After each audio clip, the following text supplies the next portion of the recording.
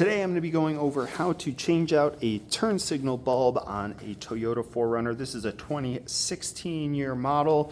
So for this one, guess what? You got to go through the wheel well, which is not fun.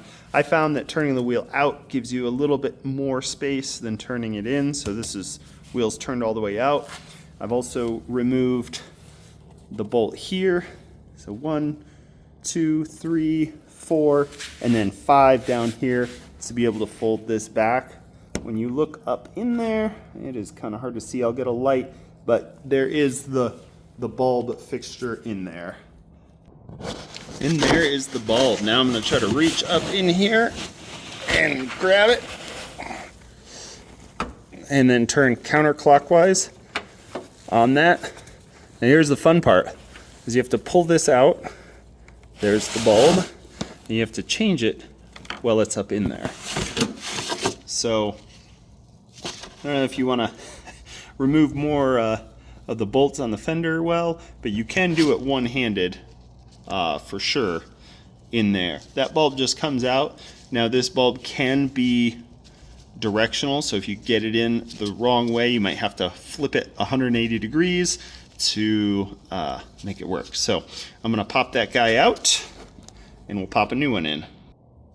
And there's the bulb. I put gloves on for this guy, and that is a 7444 NA. It's a dual filament bulb for blinking and running. That's it. This guy, yeah, just make sure you put it in. If it's not in the right way, you might have to just flip it over and try that way as well. But before you close up your wheel well, try it, make sure it's gonna work before you button this all up. And you are gonna have to do this kind of by feel. I have my hand all the way up in there, and then find the notches, kind of twisting back and forth. Then you turn it clockwise, boom, there it is, and we're in. And before we button up, we're gonna make sure it is flashing and working, and it is. And then starting from this bottom one, make sure that's lined up. And then we're gonna work our way up to these clips up here and make sure they're all tucked in the right spot.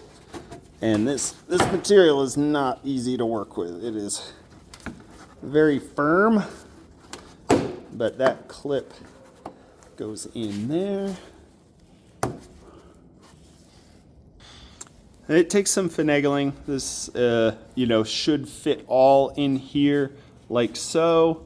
So we got this all set, and then we can throw our bolts in. There's 5 of them.